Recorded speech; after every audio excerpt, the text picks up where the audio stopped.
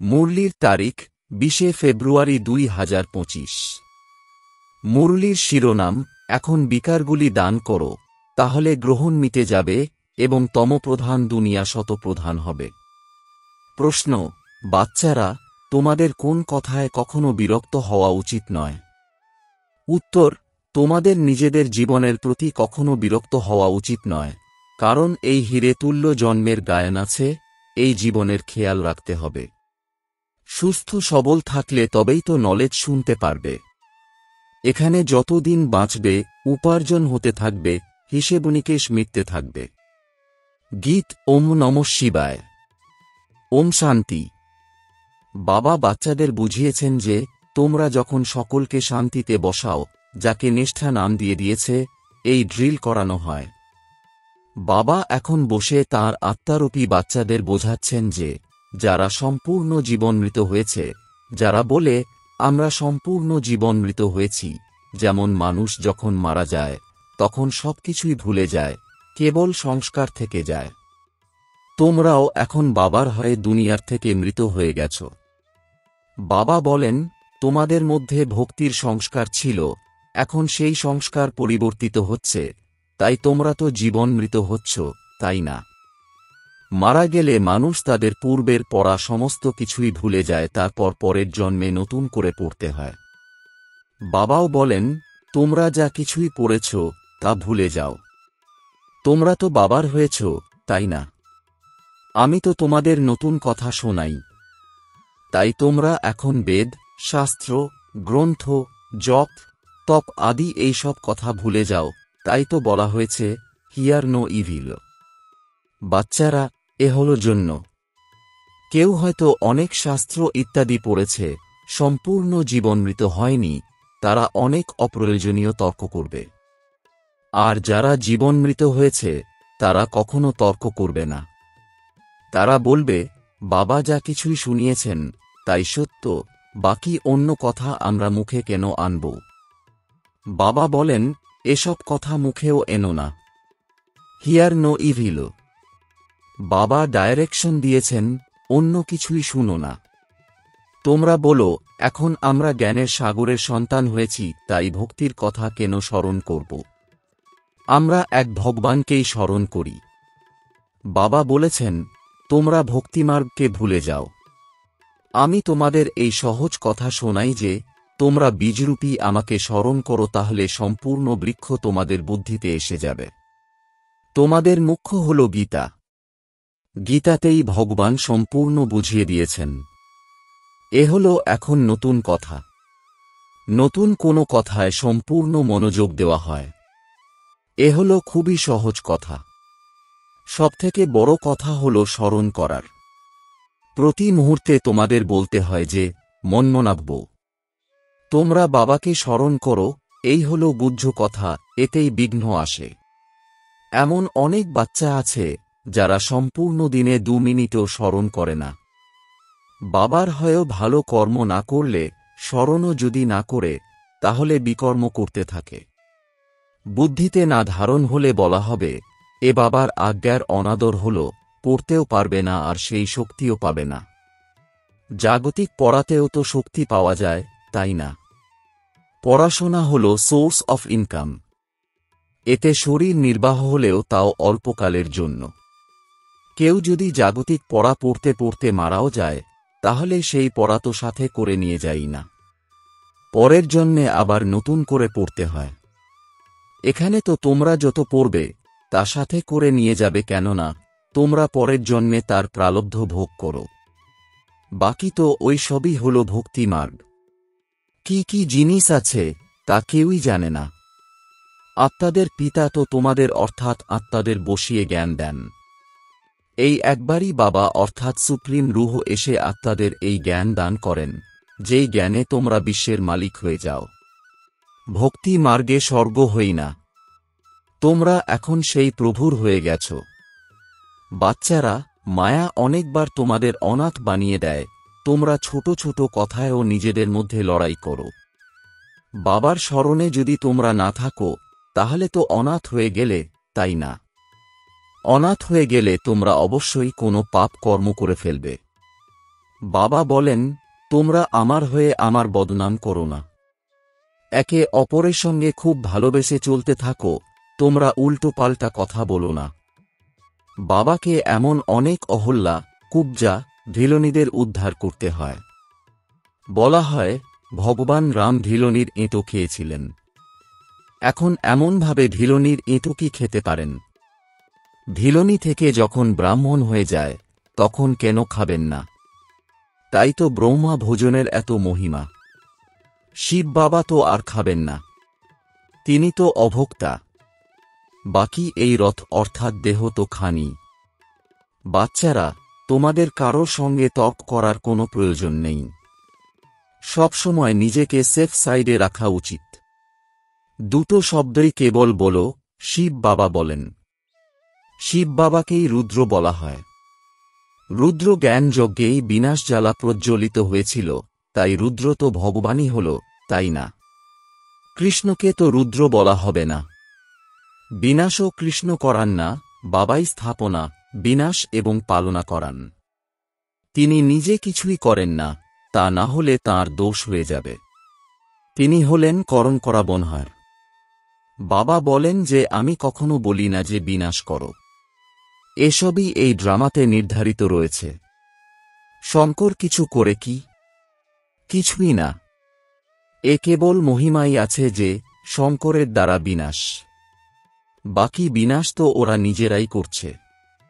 এ হল অনাদি বানানো এক ড্রামা, যা তোমাদের বোঝানো হয়। রচয়িতা বাবাকেই সবাই ভুলে গেছে। সবাই বলে যে গডফাদার হলেন রচয়িতা, কিন্তু তাকে কেউই জানে না। সবাই মনে করে যে তিনি সেই দুনিয়া ক্রিয়েট করেন। বাবা বলেন যে আমি ক্রিয়েট করি না, আমি এর চেঞ্জ করি। আমি কলিযুগকে সত্যযুগ বানাই।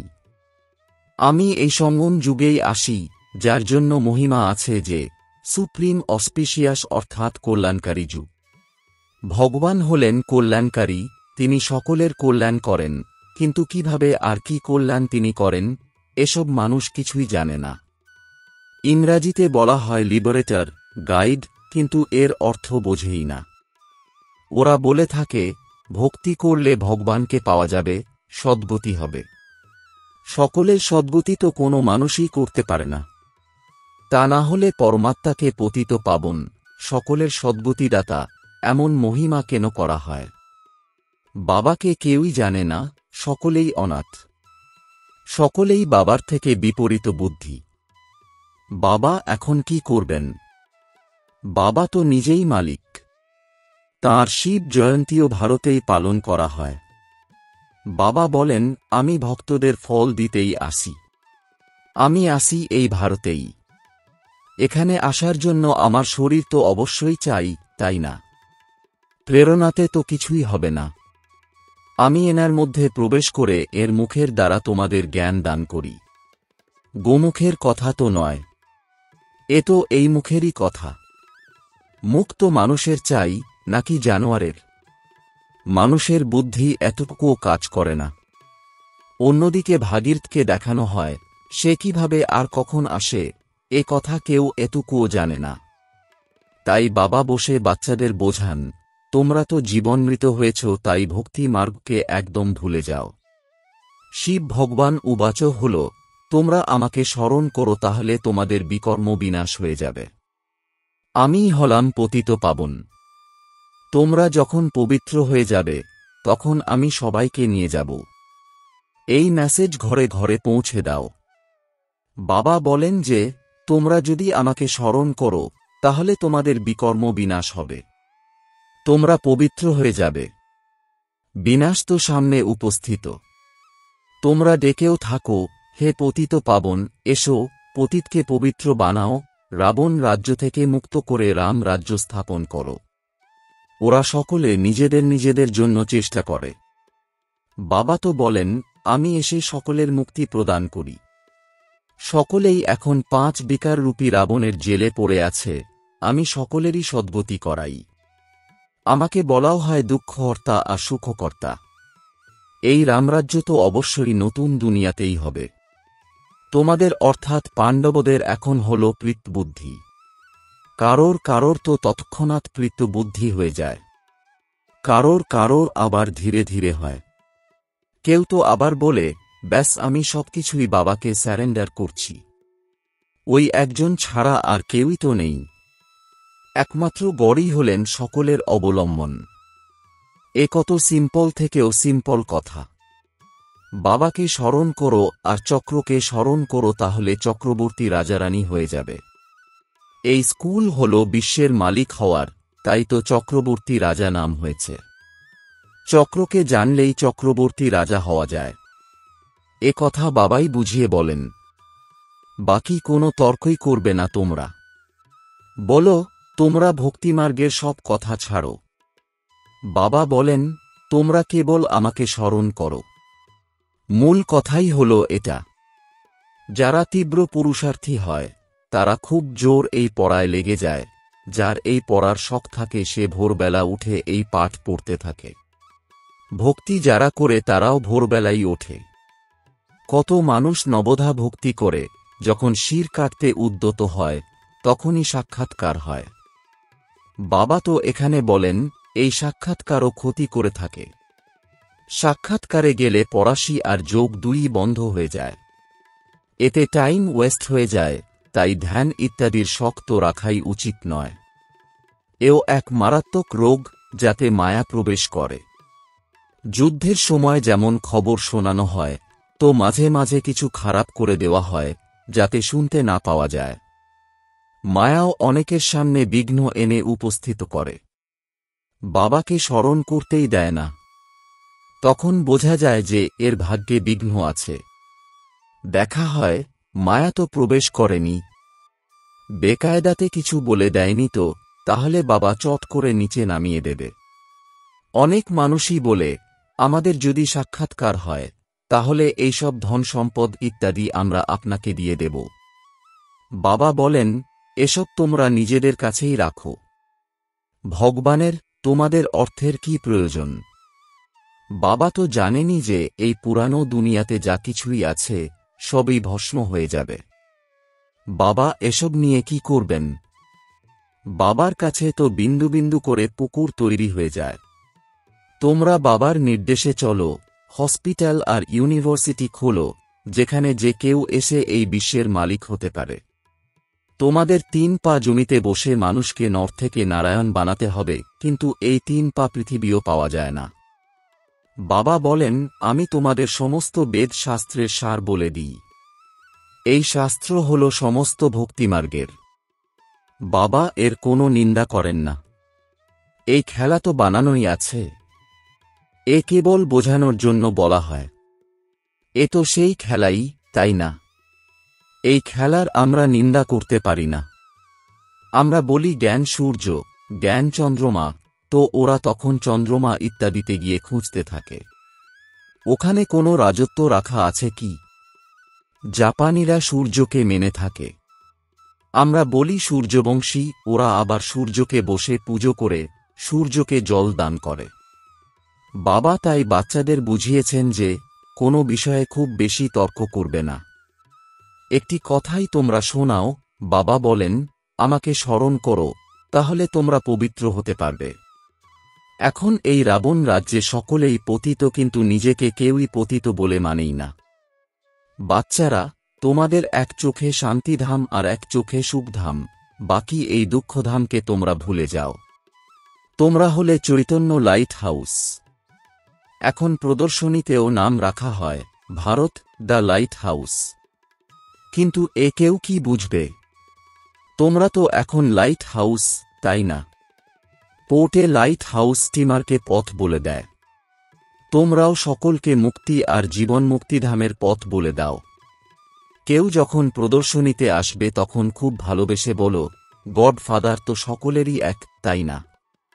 গডফাদার অথবা পরমপিতা বলেন যে আমাকে স্মরণ করো, তাহলে অবশ্যই তো মুখের দ্বারা বলবেন, তাই না? ব্রহ্মার দ্বারা স্থাপনা, আমরা সব ব্রাহ্মণীরা হলাম ব্রহ্মা মুখ বংশাবলী। তোমাদের মতো ব্রাহ্মণদের জাগতিক ব্রাহ্মণরাও মহিমা করে, ব্রাহ্মণ দেবতায় নমঃ। উচ্চ থেকেও উচ্চ হলেন একমাত্র বাবা। তিনি বলেন, আমি তোমাদের উঁচুর থেকেও উঁচু রাজ্য শেখাই, যার দ্বারা তোমরা সম্পূর্ণ বিশ্বের মালিক হও। সেই রাজত্ব তোমাদের থেকে কেউই ছিনিয়ে নিতে পারবে না।